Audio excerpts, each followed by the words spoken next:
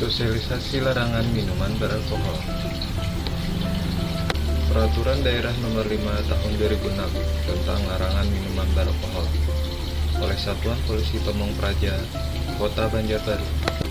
Minuman beralkohol adalah minuman yang mengandung etanol. Sedangkan etanol adalah bahan psikoaktif dan konsumsinya menyebabkan penurunan kesadaran.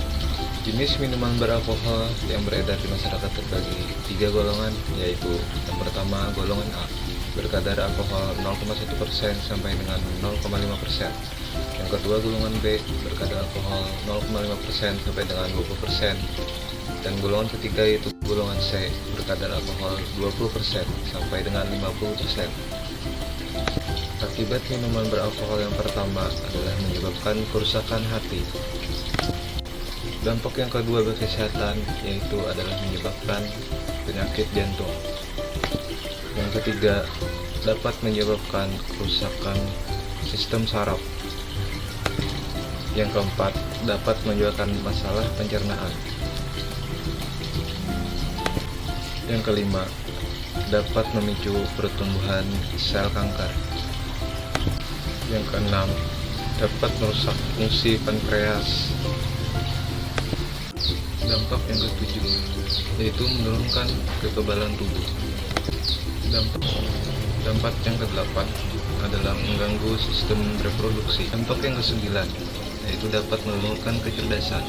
Dampak yang terakhir adalah keracunan alkohol yang dapat menyebabkan kematian.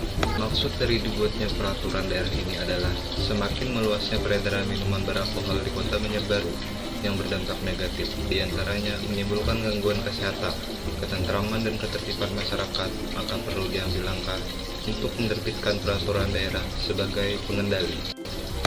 Adapun tujuannya adalah untuk mampu menekan angka kriminalitas yang diakibatkan pengaruh minuman beralkohol atau minuman yang memabukkan. Pasal 2 tentang larangan.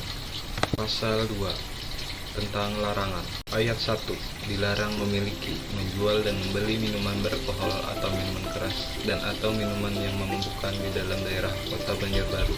Ayat 2. Setiap orang atau badan perusahaan dilarang memproduksi, memasok, mengedar, mendatangkan, menyimpan minuman beralkohol atau minuman keras dan atau memabukkan di dalam daerah Kota Banjarbaru.